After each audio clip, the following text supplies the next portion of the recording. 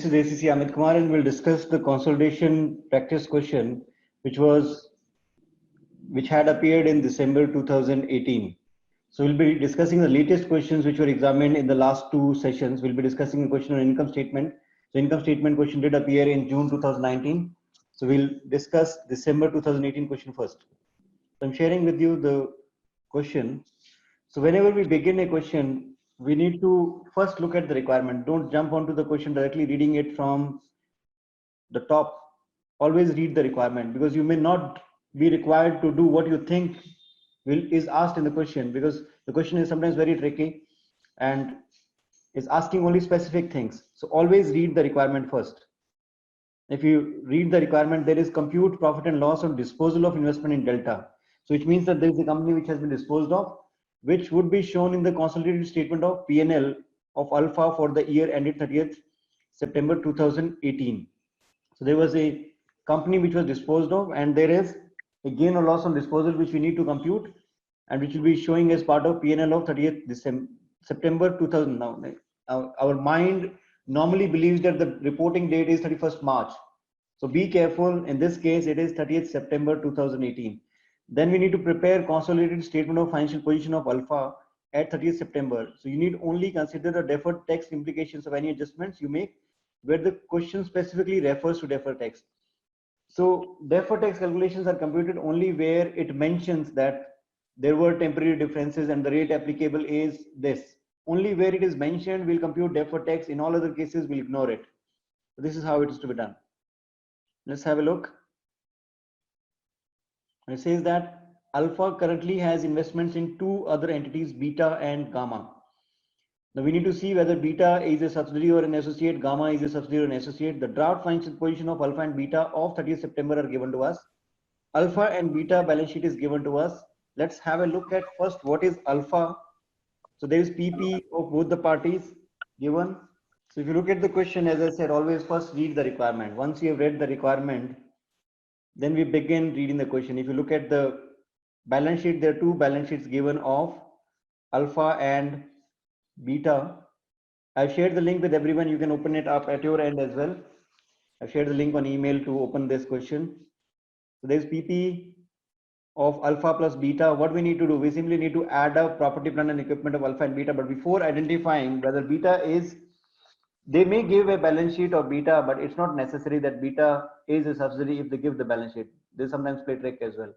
So first, look at the requirement. What is Beta? As I said, working note number one is to identify. Working note number one is to identify the group structure. The first thing is the group structure while you begin a question.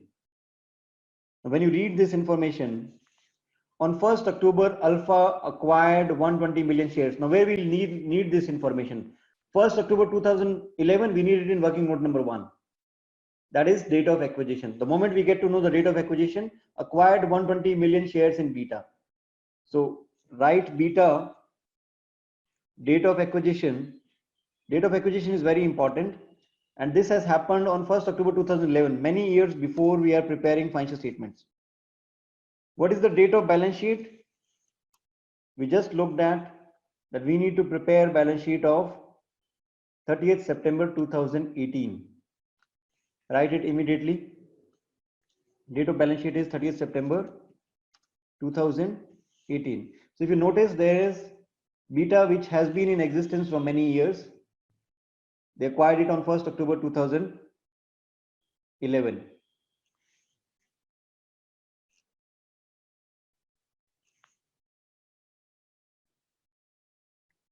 So we'll break down the question. So the purpose of the 5 workings was to break down the question into 5 workings. As you read, simply mark W1, W2 as you progress. So Alpha acquired 120 million shares in Beta and gained control of Beta on that date. What does it mean? That Beta is a subsidiary of Alpha. Can I write it now? Beta is a subsidiary. Alpha is a parent.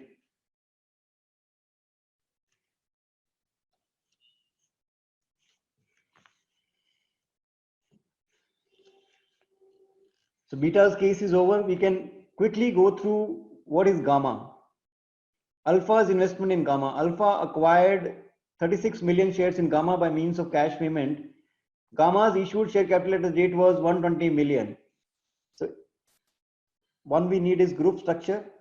So in case of this, how much is the group structure? Alpha acquired 120 million shares in Beta. What is the group structure? What is the total number of shares of Beta? Have a look at the share capital. The share capital of Beta is 160,000. If you are acquiring 120 million out of 160, what is the percentage of shares being acquired? So it is 120 million by 160 into 100. So Alpha has how much stake?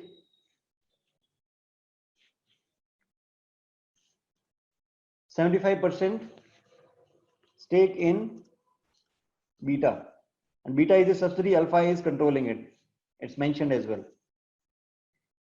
Next is the case of Gamma.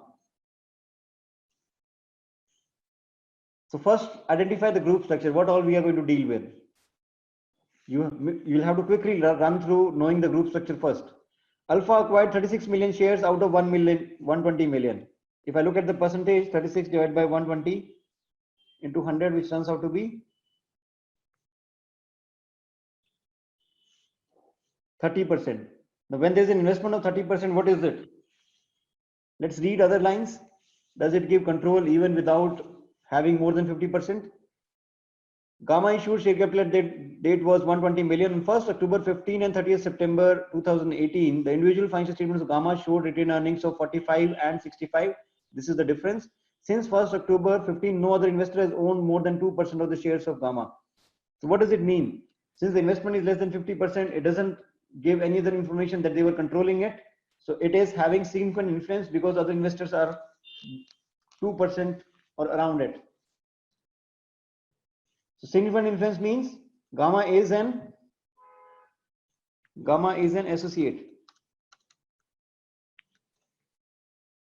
Here again we need two things: date of acquisition and date of balance sheet. Date of acquisition, date of balance sheet. What is the date of acquisition?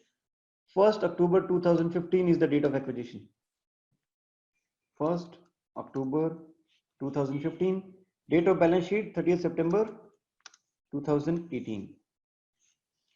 They made our life easy that between this date and this date, the total increase in retained earnings is from 45 to 65, and there is a 30% stake which we need to include as part of cost of investment.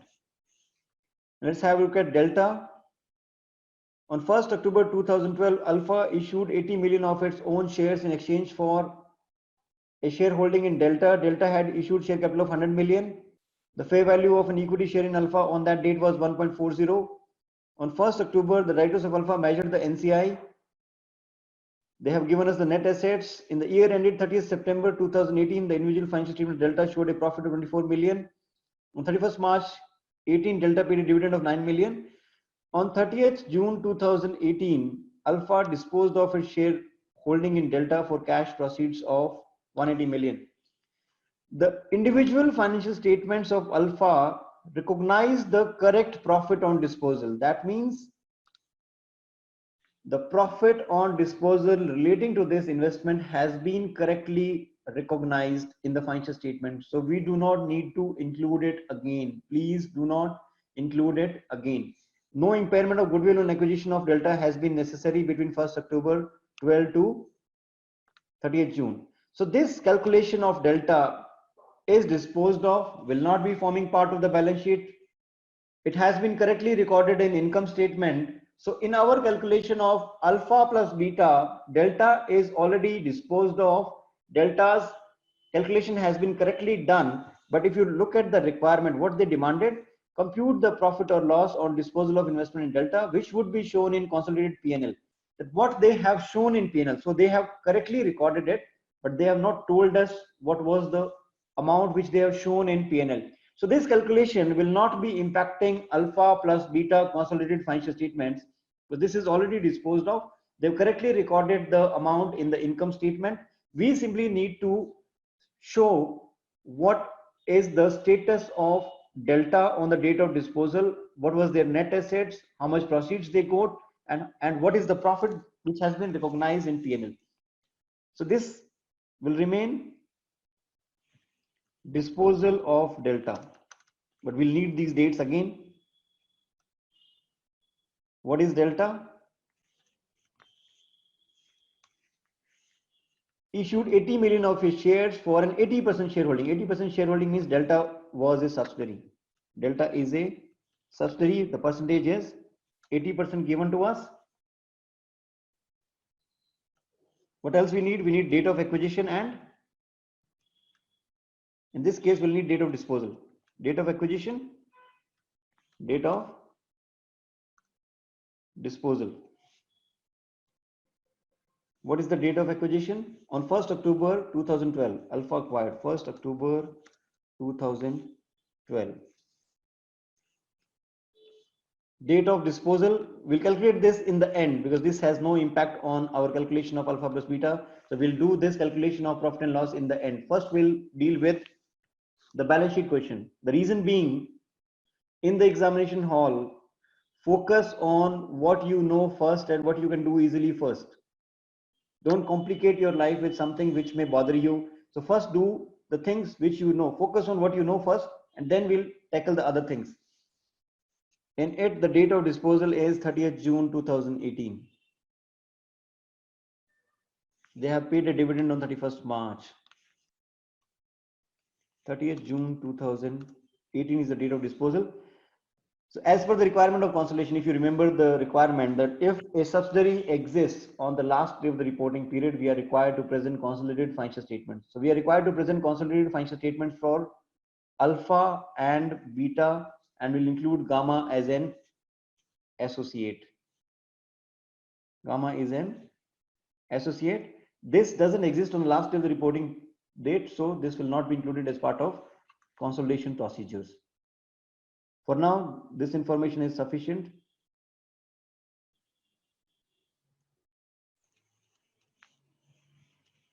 Let's read it now. As you progress, you'll know every line is important. Now, this information, alpha acquired 120 million shares in beta, told us that there is a control and helped us in determining a group structure. The acquisition was financed by a cash payment of alpha of 144 million to former shareholders of beta on 1st October 2011, and a further cash payment of 145.2 million to the former shareholders of beta on 1st October 2013. There was a deferred consideration, there was a cash payment. The annual rate of discounting is at the rate of 10%. The discount factor is given as 0.826. Alpha correctly accounted for the payments made to the former shareholders of beta in its own financial statements. The cost of investment figure in the financial statements of alpha was rounded to nearest million. Now, where will need this information? Where do you think we'll need this information?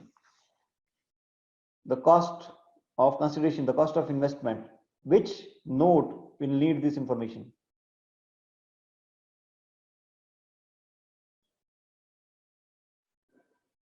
Alpha acquired beta will need this information while calculating goodwill. When we are calculating goodwill, we'll need the consideration paid, then we'll value NCI, and then we'll value fair value of net assets of subsidy, and we'll calculate goodwill. So this will be required in working note number 3. Please mark working note number 3 here. Just below it, mark it with working note number 3. So when you scan through the question, you know which line means what. Where we'll need this information. Got it? We'll need these two information of cash and deferred consideration.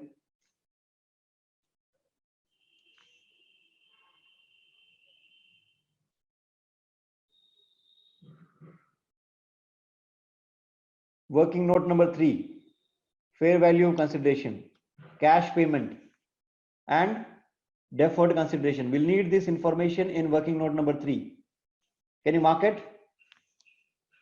Just simply write working note number 3. This para is over. The moment we write working note number 3, we know that where to use this information. Alpha incurred due diligence cost of 1 million relating to acquisition of beta, and these costs, and included these costs in the carrying amount of investment in beta. Where these costs need to be included? Due diligence costs. You're acquiring shares in another company. There are due diligence costs which you have incurred. So these are included as part of which statement? where these are included.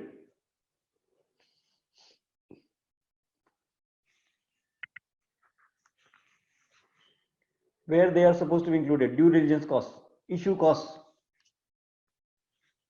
If the issue shares is directly treated in equity, but other admin costs are directly shown as part of P&L. So which working? Yes, correct, Manoj. They need to be shown as part of P&L. Now P&L for alpha is which working? P&L for alpha is which working? See, I'll be talking in terms of those 5 workings, because unless I am able to break down the question, will not be able to relate to what we are trying to do. Working note number 5, if you notice here, working note number 5, group retained earnings will be including the cost in the P&L of the parent here in group retained earnings. So simply write working note number 5 below this, so that you are able to remember that you need to treat this. On 1st October, the individual financial statements of Beta showed retained earnings of 80 million. Where we need this information? The retained earnings position of Beta. Where we'll need this information?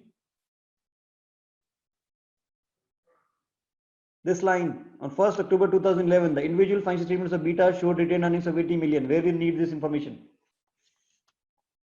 In working note number 2. While we are calculating fair value of net assets of subsidiary, this is the fair value of net assets of subsidiary. We know the share capital. Share capital is given to us. If you notice, the share capital of Beta is given to us. It is 160,000. The second information we'll need is retained earnings on the date of acquisition. Retained earnings on the date of balance sheet. The date of acquisition retained earnings is provided to us at 80 million. The retained earnings on the date of balance sheet is given to us as 200,000. Got it? Write working note number 2 below it. Simply write working note number 2 below this line. So when you look at the question, after reading through it, quickly divide it into working, so that when you look back again at it, you know what to do. You don't waste your time into reading it again and again, rereading it, trying to figure out what is missing. You will not miss anything, because if you divide or break down into the workings. The directors of Alpha carried out a fair value exercise. Where will need this information? See, first I'll break down the question and then we'll do the workings actually. Okay, I'll not be getting into the workings immediately. I'll first read the question with you, that where we'll need this information, and then we'll jump on to doing the question. Hope this is fine. We'll need this information of fair value exercise, property, fair valued, plant and equipment, fair value adjustments, which have not been reflected. If you notice here, there is a rate of deferred tax to apply. It mentioned below that wherever it is mentioned that there is a deferred tax rate given, we need to apply deferred tax calculation as well. On 1st October, so simply write on in all these cases, working note number 2, we'll need this information here in fair value adjustments. Here we'll need this information. All the line items will be presented here in working note number 2. On 1st October, directors of Alpha initially measured non-controlling interest in Beta at fair value. Where will need this information? Where this line? 1st October. I need your presence. Nitika, you said you had gone through those 5 workings. And I stressed yesterday as well that you need to focus on these 5 workings. Please remember them, because I'm going to talk in these terms only. Where we'll need this information that it is NCI is measured at fair value.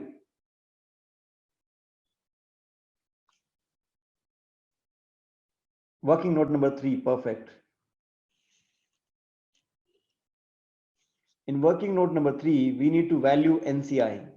NCI is either valued on proportionate basis or fair value basis. The information is given to us that it is measured on fair value basis. So we'll need this value of NCI on fair value basis.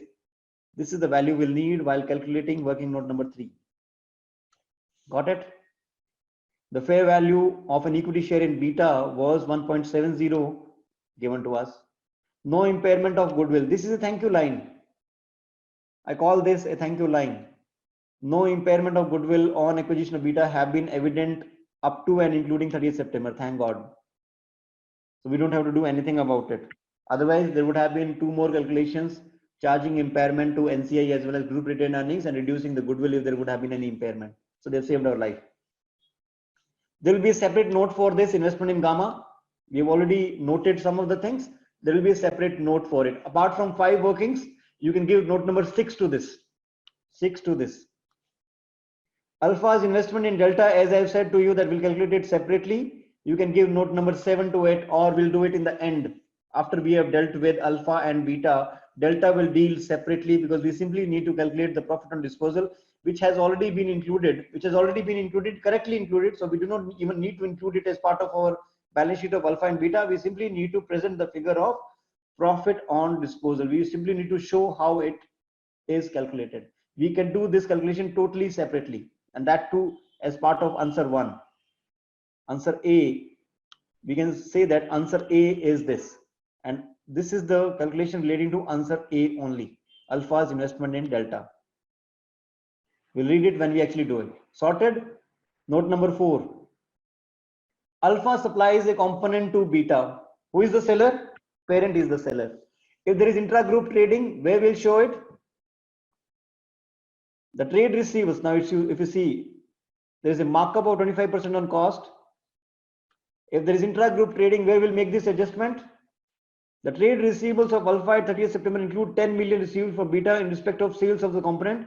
Beta paid Alpha 10 million to clear the outstanding balance on 29th September. Alpha received and recorded this amount on 30th October, 3rd October. That means after the balance sheet date, Alpha has received the amount. What is it? 1, there is an intra-group trading, and that too at a 25% markup. The one thing we need to see is there any unrealized profit? If there is any unrealized profit, where will treat it? Parent is selling to subsidiary. If there is any unrealized profit, where will treat it? Working note number 5, and also on the face of the balance sheet at inventories. Inventories will be reduced by any unrealized profit if there is any. Second, what does this line indicate? What we need to do with these 3 lines? The ones which I have highlighted, please can anyone tell what we need to do with these 3 lines?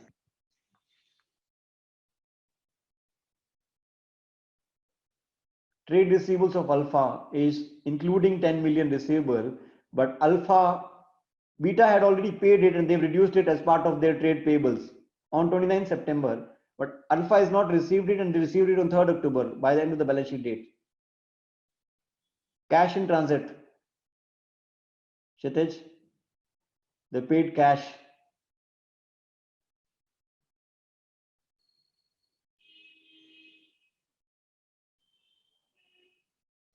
If you remember, we discussed about cash in transit and goods in transit. How it is dealt with? Intra-group transactions. Under intra-group transactions,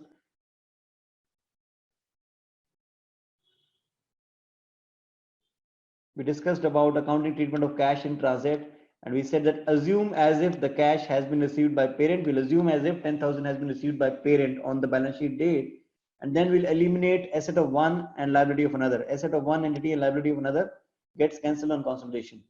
So we'll be cancelling and receivable payable with each other on consolidation. Clear? Write cash in transit, CIT, below this line so that you remember it. On 30th September 2018, inventories of Beta included 15 million in respect of component purchased from Alpha. All such inventories is measured at original cost to Beta. Means this 15 million is including the 25% on markup. This is selling price divided by 125 into 25 will get the unrealized profit. This will be including as part of working note number 5. Write working note number 5 below this sentence. Property lease. This will be a separate line item. Apart from your working note number 6 becomes your investment in Gamma, we can give a working note number 7 to this property lease. So we'll calculate when we discuss it. Shall we move on? Hope this is clear. Seems easy. Any doubt till now? Does the question seem in control? That you know each and every line? Once you break it down, it becomes easy. You simply need to use the information thereafter. Let's use the information now.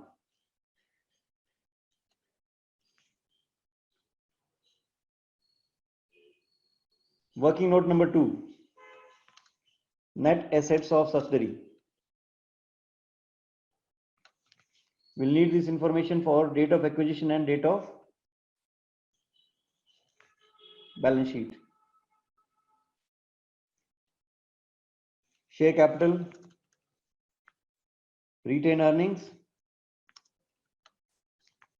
Then there are fair value adjustments, which we already know that there are some adjustments. Share capital on the date of acquisition and date of balance sheet is same 160, and it was 120 million shares acquired. 160,000. 160,000. Retained earnings position on the date of acquisition is 80 million. 80,000. Retained earnings on date of balance sheet 200,000 given to us. Fair value adjustments. Among the fair value adjustments, property which had a carrying value of 120 million, land component is 40, had an estimated fair value of 160 million, in which land component is 60 million. The building component of the property had an estimated remaining life of 40 years. So what will include in the date of acquisition? From 120 to 160, 40,000 increase. Property. Property means land and building. There's an increase of 40,000. What will be the balance? This was acquired on 1st October 2011 and this is today, it is 30th September 2018. Date of balance sheet is 30th September 2018. How many years?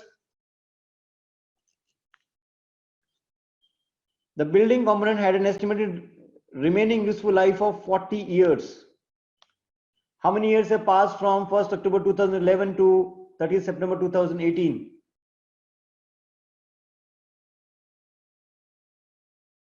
How many?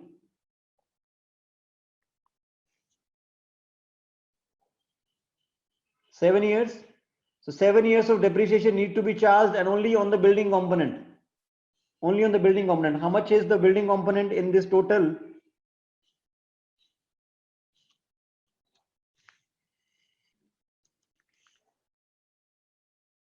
So that means 20 of the increase belongs to land and 20 of the increase belongs to building. The component of building was total 120. Now it is 160. The total increase is 40. The land and building component. The land component was 40 in the previous building. 40 land component. Total value 120.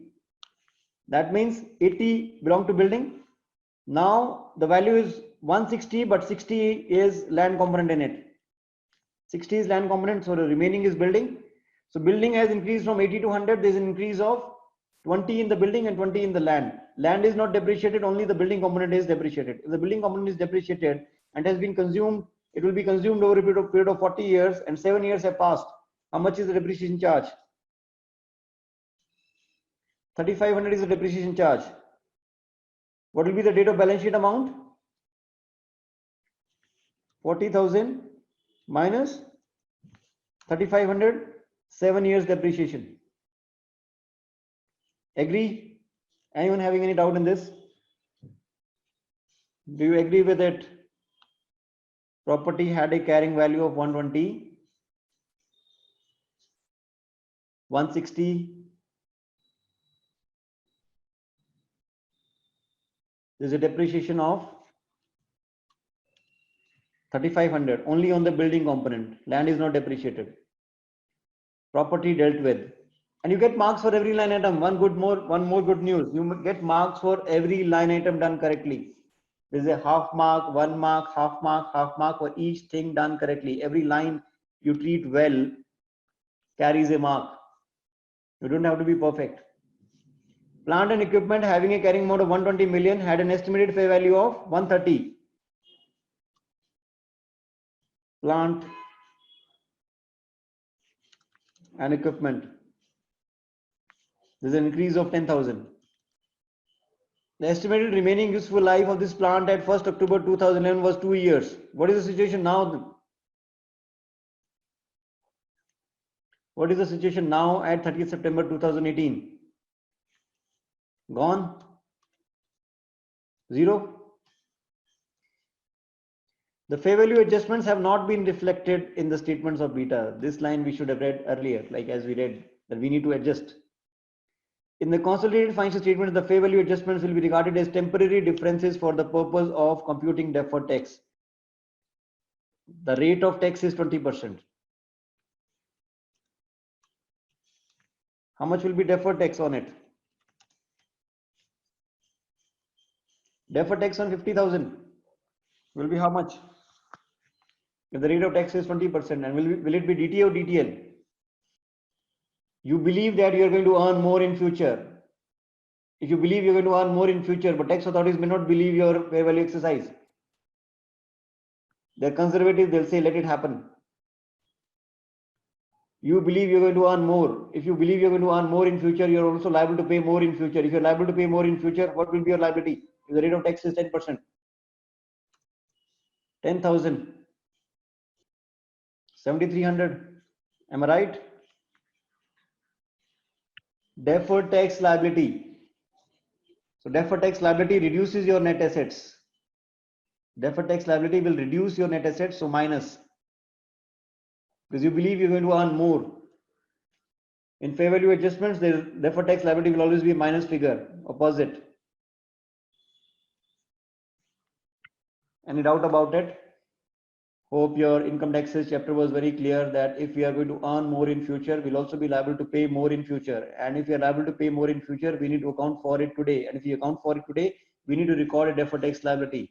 So deferred tax liability adjustment is 10,000 on date of acquisition, but it is 7,300 on the date of balance sheet, which has not been included yet.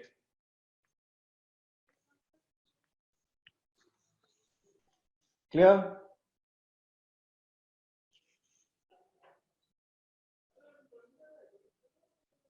Intra-group trading will not matter to working note number 2. So can I know the post-acquisition profits?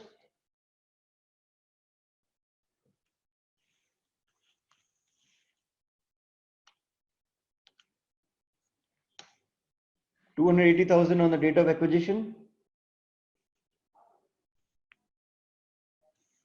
389,200 on date of balance sheet. The difference 109,200 is the post-acquisition profits. How much belongs to parent and how much belongs to NCI? How much of the profit belongs to parent and how much of the profit belongs to NCI? What is the percentage of parent? 75% stake in beta. How much of the profit belongs to parent and how much of the profit belongs to NCI? 75% of 109,200 belongs to parent and 25% of 109,200 belongs to NCI. We will need this information. Where will I need this information? 81,750. Working note number 5. Working note number 4. Valuation of NCI. 25% into 109,200.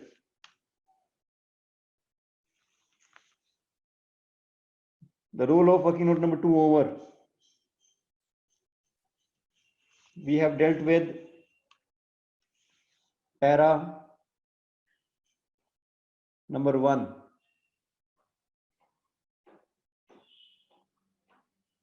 Directors of Alpha initially measured NCI at fair value. Fair value of NCI is given to us. We'll need this information immediately now in working note number 3, calculation of goodwill.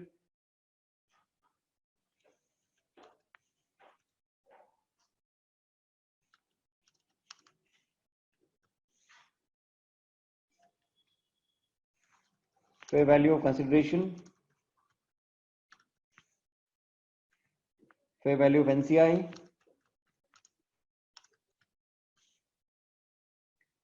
Fair value of net assets to subsidiary on the date of acquisition. Fair value of net assets of subsidiary on date of acquisition, which will pick from this figure 280,000. Working note number 2. Fair value of NCI is given to us. 1.70 is the fair value of NCI share. What is the total number of shares of NCI? 120 million were acquired. Total were 160, 40,000. 40,000 into 1.70. 40,000 into 1.70 equals to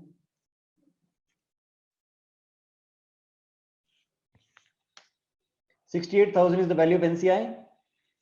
If I calculate the fair value of consideration, for fair value of consideration, I need to know the value of cash. The acquisition was financed by cash payment of 144 million. Cash payment of 144,000. And a further cash payment of 145.2 million to the former shareholders of Beta on 1st October 13. How many years after 11? 2 years after 11. What was the present value of this payment on the date of acquisition? 145.2. It says that 10% rate, the relevant discount factor is 0.86. So the present value of 145,200 deferred consideration. 145,200 into 0.826 equals to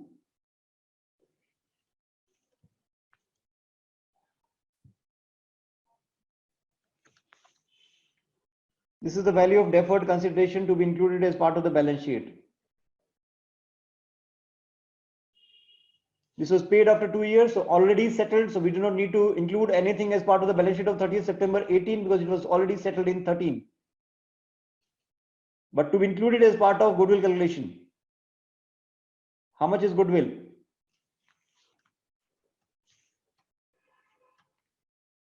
$144,000 plus 119,935 plus value of NCI minus fair value of net asset subsidiary on date of acquisition. 51,935 is the value of goodwill on the date of acquisition, and there is a one thank you line which says that no impairment of goodwill on acquisition of Beta has been evident. So we do not need to do anything further beyond it. Any doubts till now? Hello. Working note number 4.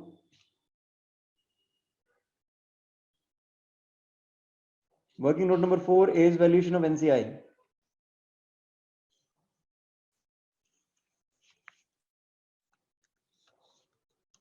Valuation of NCI. How do we do value of NCI? Fair value on date of acquisition, which we can get from working note number 2. Sorry, working note number 3 equal to 68,000 plus share of post acquisition profits we get from working note number 2 equal to 27,300. There is no impairment. So the total to be included as part of the balance sheet is equal to 68,000 plus 27,300. 95,300 is the total. Working note number 5.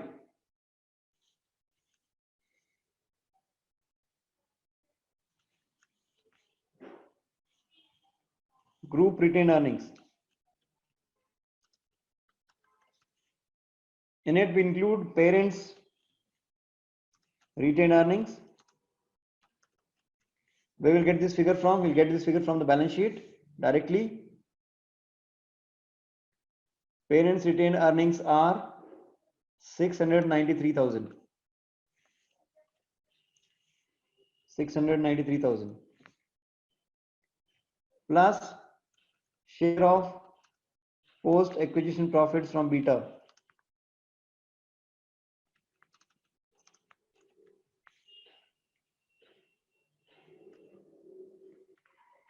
How much? We'll get it from working note number 2, 81,750.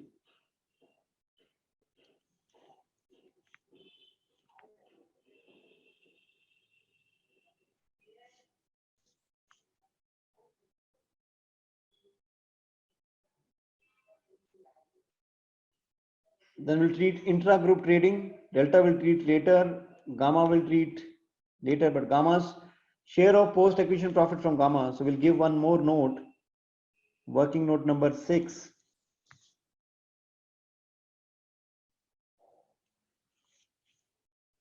Investment in Gamma.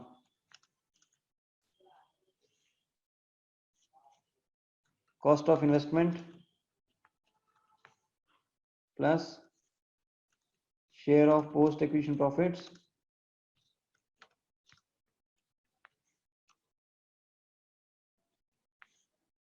cost of investment is given to us as Alpha acquired 36 million shares for a cash payment of 145 million.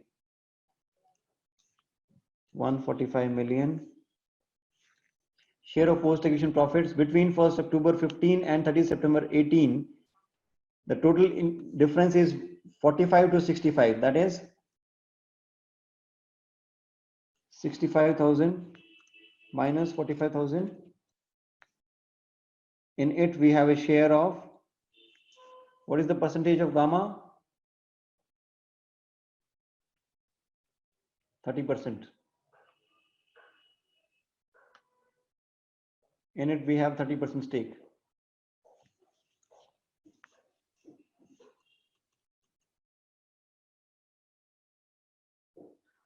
$20,000 into 30%. 6,000. Is there any dividend received? No other investor had this. This is the payment sorted. Where will include this? Plus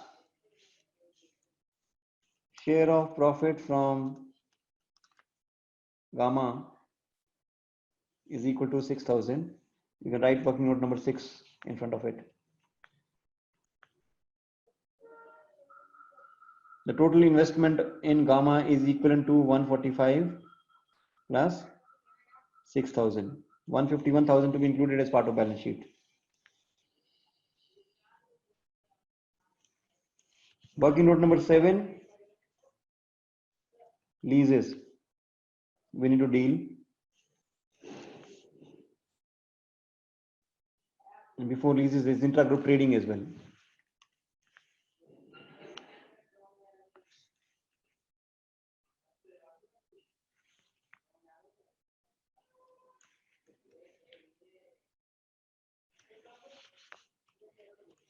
Intra-group trading. How much is unrealized profit? In 15 million? 15 million of sale, how much is unrealized profit? 15 million divided by 125 into 25.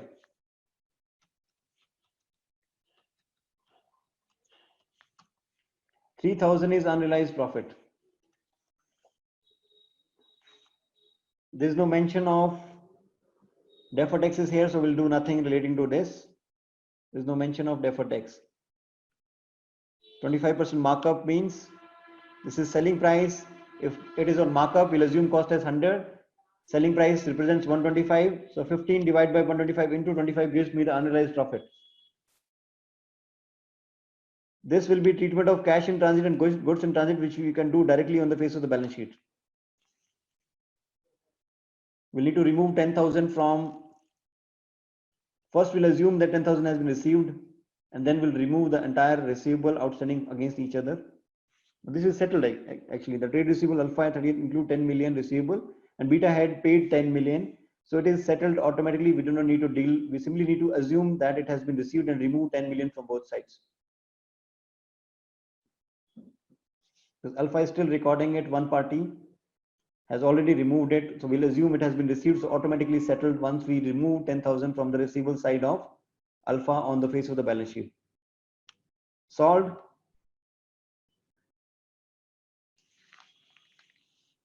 Now we recently discussed IFRS 16 leases. I would want you to go through it and please give me the calculation.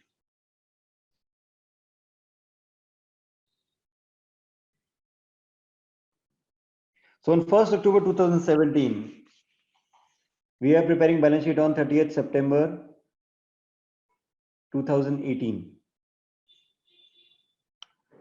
1st October 2017, that is beginning of the year. Alpha began to lease a property under a 10-year lease. The annual rate of interest implicit in the lease is 5%. The lease rentals payable by Alpha were 10 million payable annually in arrears, means at the end of each year. The lease does not transfer ownership of the property to Alpha at the end of the lease term. The lease contains no option for Alpha to purchase the property at the end of the lease term. Now, there is no concept of finance or operating in case of leases now. We simply need to use the term right of use asset. There is a right of use asset for a 10-year lease now, beginning from 1st October 17. So we need to record right of use asset. We need to record a lease liability. We need to unwind the discount on lease liability. We need to depreciate the right of use asset. Now, right of use asset is a combination of your lease liability plus any direct expenses. The lease does not transfer ownership. The lease contains no option to transfer. On 1st October 17, Alpha incurred direct cost of 4 million in arranging the lease. So 4 million is the direct cost to be included as part of right of use asset. The only accounting entries made by Alpha in respect of lease were to charge 14 million to the statement of profit and loss. Now this is something which they have done wrongly. They should not charge 14 million to profit and loss account.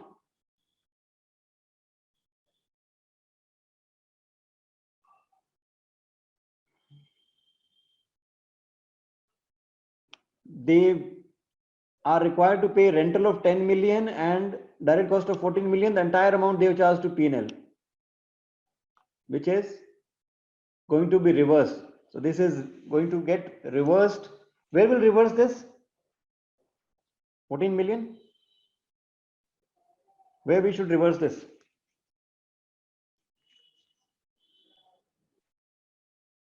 Working note number 5. Shall we do it immediately?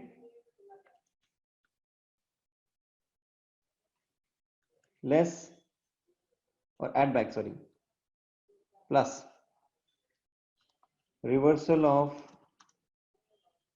lease amount and direct costs, 14,000.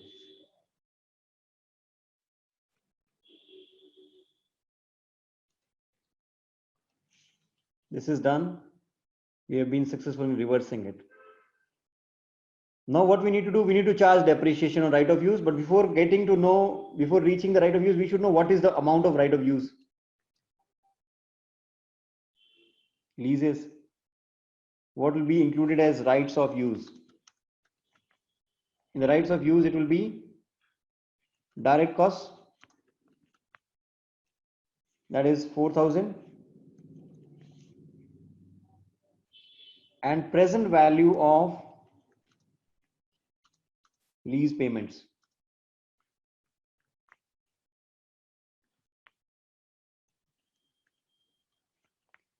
Present value of lease payments, now they're using annuity table. If you notice here, using a discount rate of 5%, the cumulative present value of $1 payable annually in arrears for 10 years is 7.72.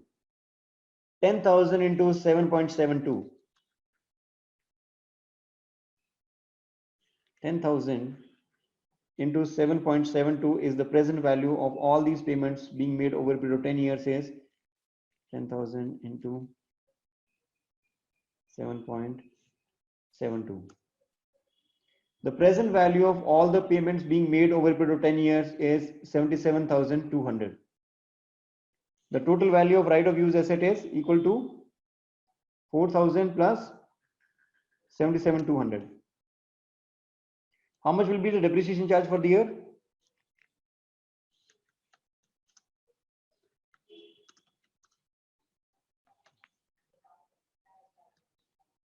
Divide by 10. 8120 will be the depreciation charge for the year. Can I charge it?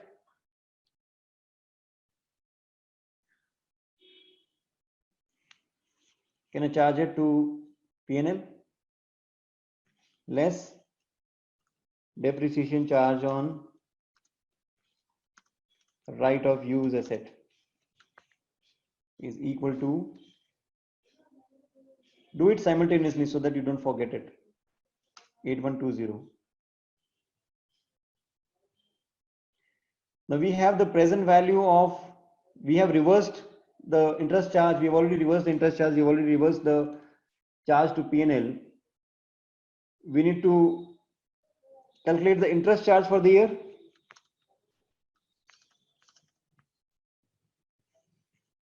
Interest charge for the year will be on the lease liability.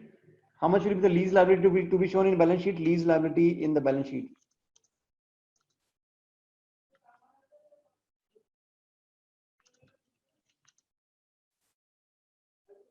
At beginning of year,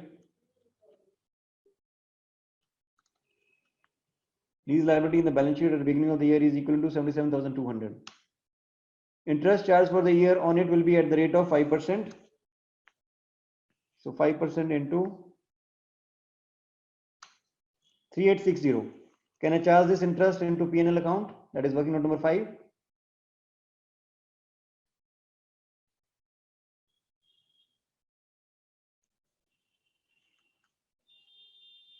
Interest charge on leases.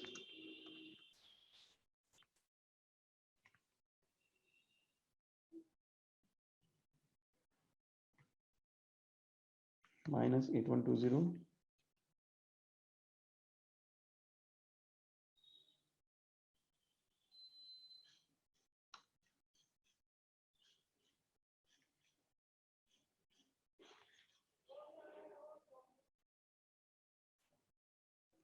$3860.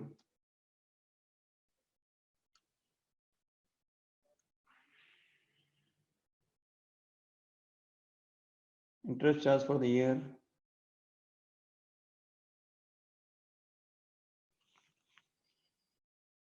is 3860. What is the lease liability balance at the end of the year? Lease liability balance at the end of the year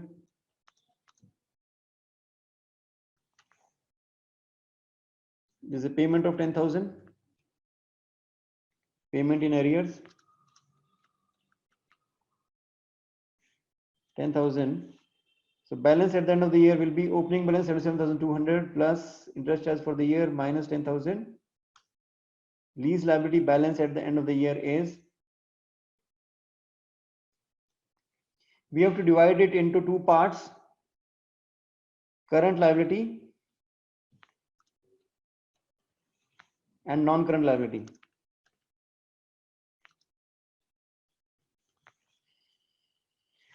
How much will be liable to pay at the end of next year?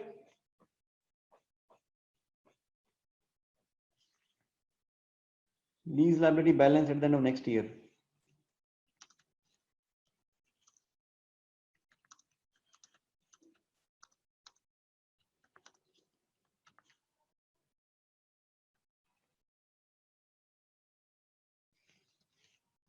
Interest charge, payments. Interest charge will be 5% of this.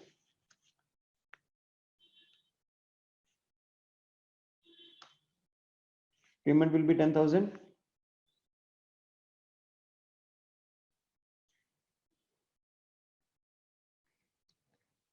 $7,160 plus 3,553 minus 10,000.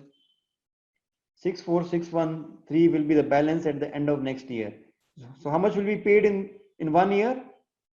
The difference, 7,1060 minus 6,4,613 will be paid within 1 year. This will be presented as part of current liability. Non-current liability is equivalent to 6,4,613 is non-current liability.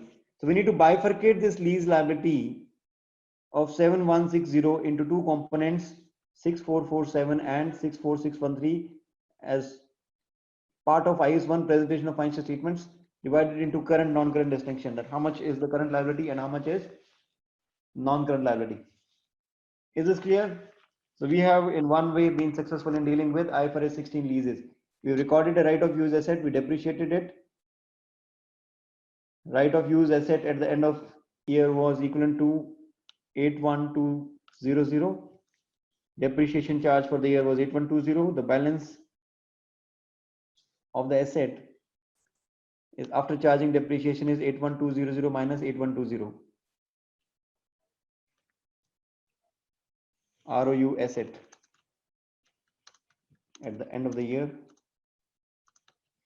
if I calculate on net book value basis, it is 81200 minus 8120 is the ROU asset balance. So we have been successful in recording the asset, we have been successful in recording the liability at the end of the year.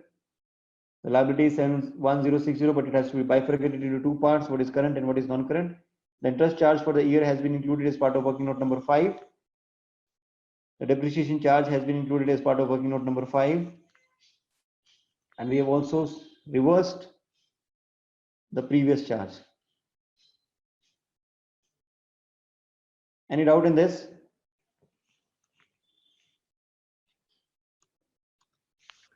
Amit, I'm just wondering, the current liabilities which are payable in the next year is 10,000 plus the interest 3,000. No, it's not 10,000. It's 10,000 at the end of each year. So 10,000 over a period of 10 years.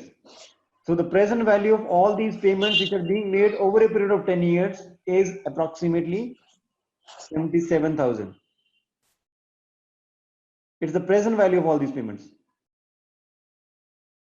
10,000, we use annuity table. Annuity table means that 10,000 10,000 being paid after 1 year. What is the present value of 10,000 which is being paid after 1 year today? 10,000 being paid after 2 years, present value today. 10,000 being paid after 3 years, present value today. When I add up the discount factors of all these 10 years, it becomes annuity table 7.72. Right, got it. Got it. And it is given to us, so we do not need to apply our mind to calculate it again at the rate of 5% and get the discounting factors and get into trouble. We simply need to make our life easy by using this 7.72, apply it to 10,000. We get the present value of all the payments being made over a period of 10 years, 77,200.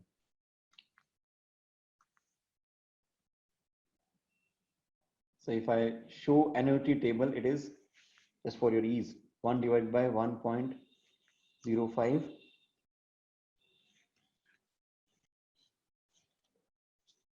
7.72.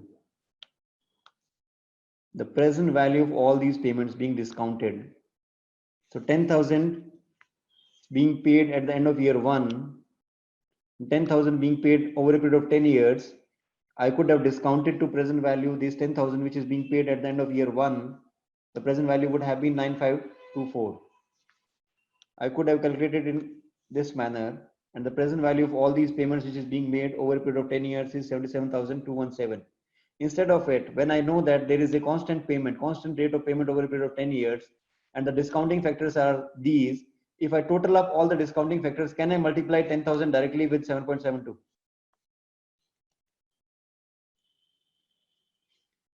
And get the present value? 10,000 into 7.72. I get the present value of all these payments directly by using the annuity table. The 7.72 is using the annuity table, annuity factor.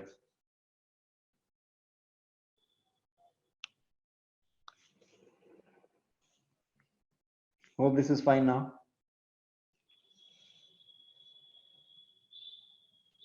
Let's prepare the balance sheet. Don't forget to prepare the balance sheet. There's one more thing left, one item left in this sheet. If you notice that we had charged some issue costs, which are not included yet. Alpha incurred due diligence cost of 1 million relating to acquisition. Beta included this cost in carrying amount of investment in beta. So what we need to do? We need to remove, charge this 1,000 as part of working note number 5. Less issue cost on acquisition minus 1,000. Any other thing which you think I've not included? Can you run through the question at your end? Anything? I'm missing.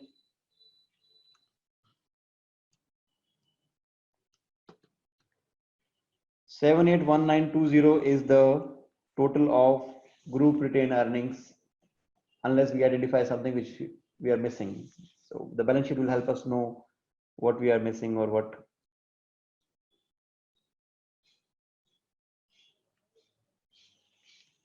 Consolidated statement of financial position. Consolidated statement of financial position for the year ended 30th September 2018. Just add all the line items which are prevalent as part of the balance sheet. Property, plant and equipment. Property, plant and equipment. If you notice, 775,000 plus 380,000. 775,000 plus 380,000 plus the fair value adjustments which we did, plus 36,500 in terms of property, because this plant and equipment is already fully depreciated. 36,500 in terms of property. So we need to include the balance 775 plus 380 plus the balance which existed on date of balance sheet relating to fair value adjustments, which we did in working note number 2, that is 36,500. We need to include as part of property, plant and equipment, plus 36,500.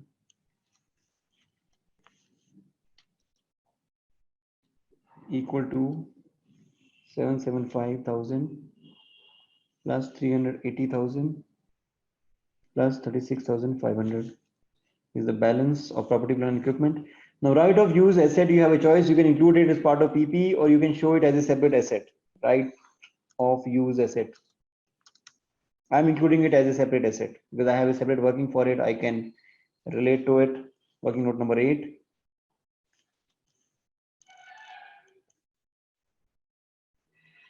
Right of use asset at the end of the year is 73080. I can mention working note number 8. This is an additional line item to be included. You can club it as part of your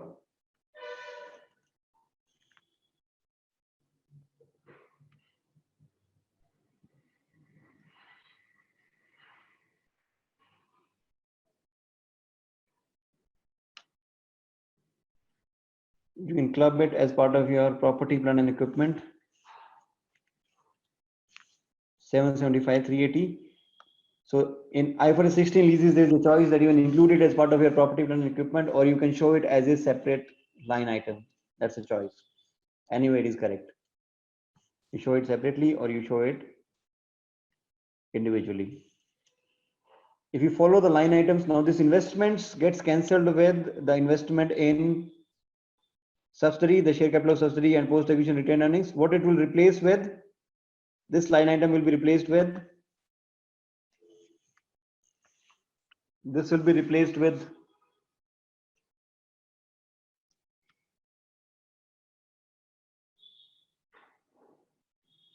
goodwill. What else? Investments in beta, in gamma, in delta disposed of. Goodwill and investment in gamma. There will be 2 line items which will be coming. Goodwill, can mention working note number 3. Investment in gamma.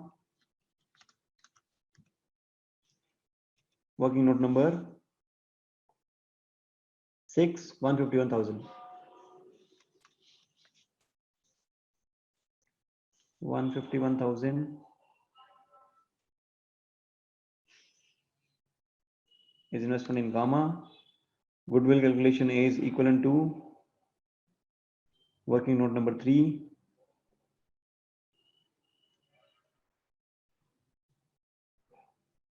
$51,935.2. This was all about non-current assets.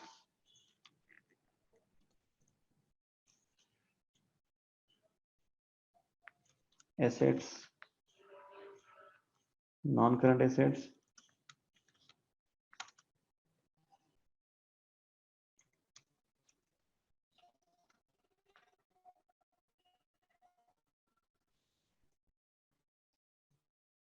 assets. Current assets is inventories.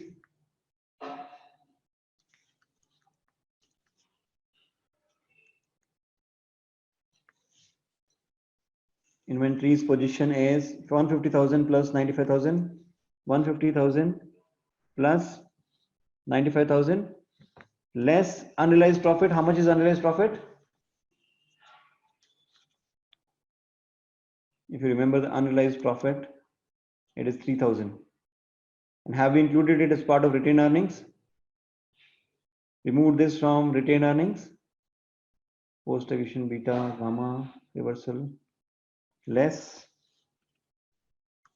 unrealized profit.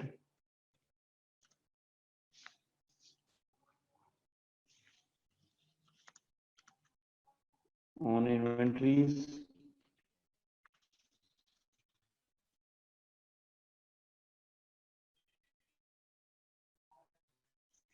Minus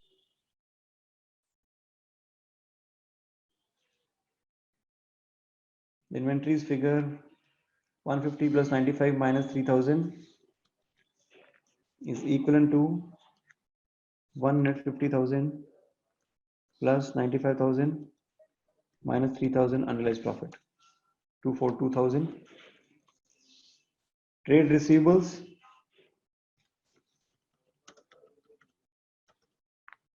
Trade receivables is 100,000 plus 80,000. 100,000 plus 80,000. If you remember, there was a trade receivable of 10,000 which was not yet recognized. So less 10,000.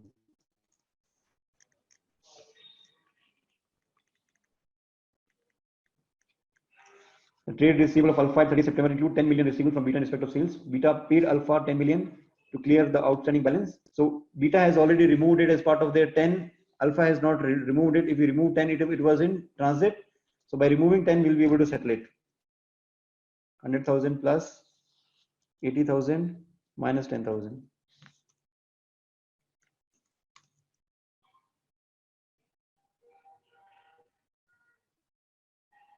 Cash and cash equivalents.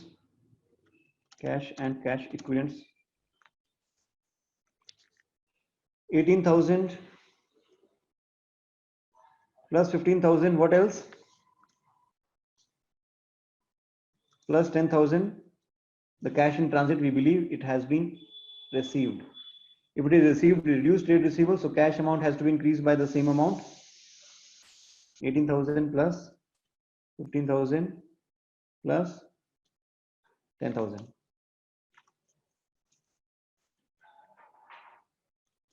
Total assets.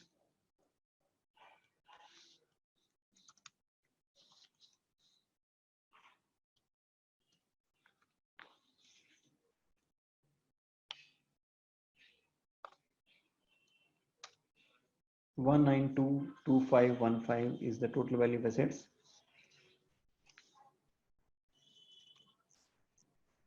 Equity and liabilities.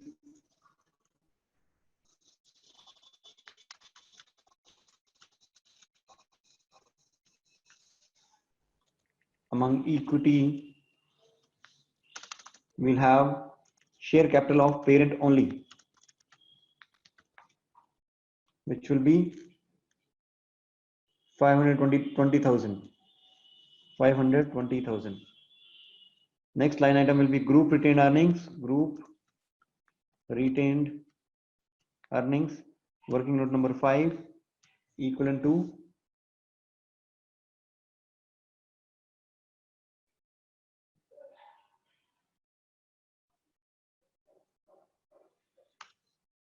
778,920.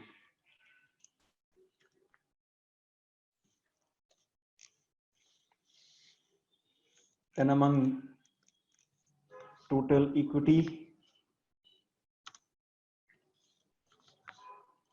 it is equal to 520 plus. I will not get into this total equity part.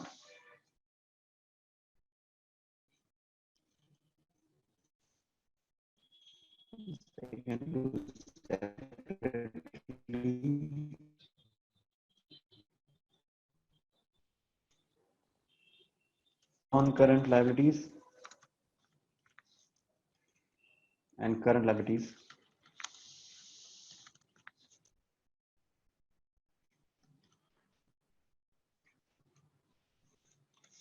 Among non-current liabilities, it is long-term borrowings. Long-term borrowings is 100,000 plus 80,000, 100,000 plus 80,000 plus, or we can show the lease liability separately. 100,000 plus 80,000 long-term lease liability is equivalent to long-term lease liability at the end of the year is non-current lease liability 64613. Working note number 8.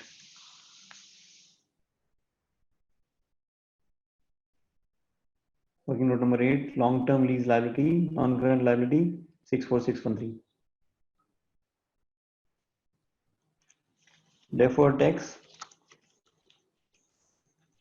The balance is given to us as 60,000, 45,000, 60,000 plus 45,000 plus, in working note number 2, there is a deferred tax liability balance of 7,300. 7,300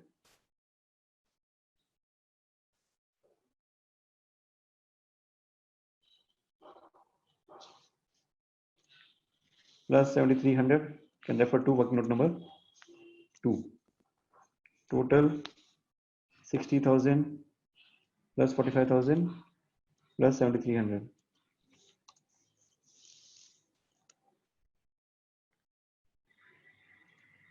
Current liabilities.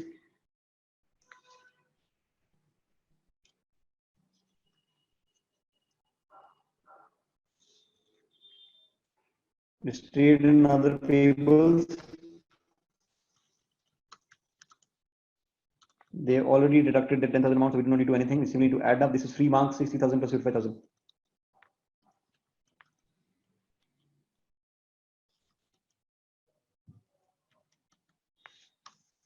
This is 115,000. Short-term borrowings. Again, free marks.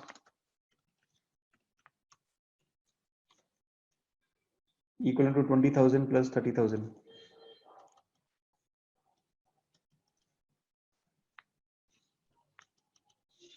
50,000.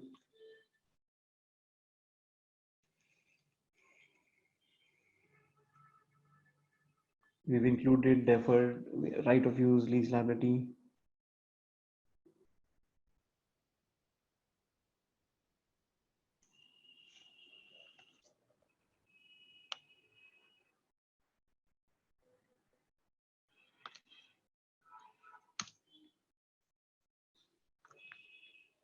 What is missing? I think current portion of lease liability.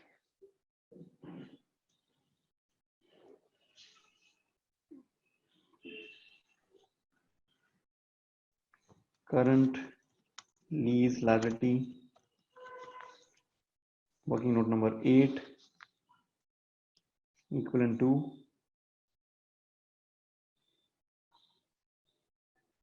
6447.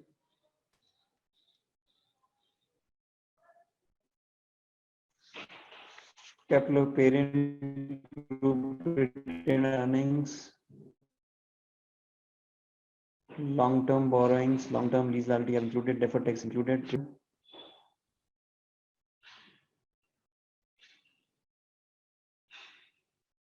Please run through.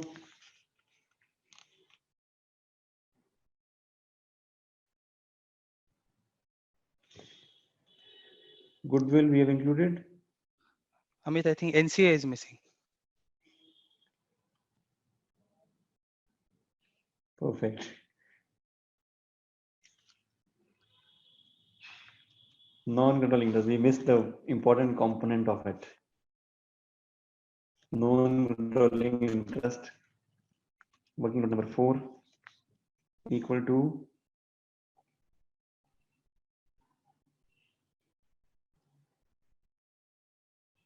So if you miss something, so remember that, look at your workings. 1922580, 1922580. The difference may be because of the goodwill calculation, we did it directly.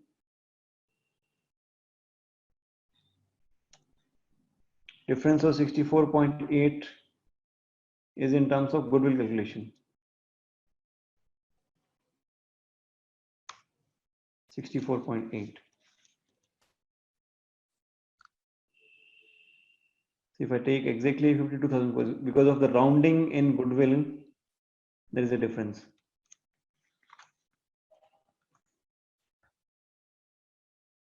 Because we have directly taken the goodwill calculation from fair value of net assets subsidiary, and here we have included some present value discounting on the basis of deferred consideration. Deferred consideration calculation is causing this difference here. 0.826 fair value of NCI, fair value of net assets subsidiary. Amit, I think in question, I think there is a statement that cost of investment is rounded off to million.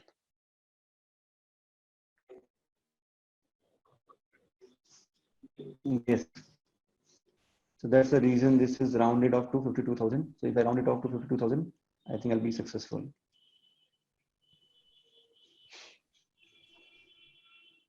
So this is not material. Even if your answer is this is perfect, you have gained.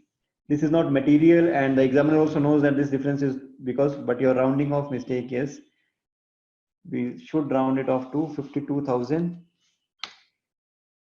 And now it's time to celebrate. 1922580, 1922580. So this is how we'll deal with the statement of financial position question. Hope this is clear with everyone, and you'll be able to use all those workings now.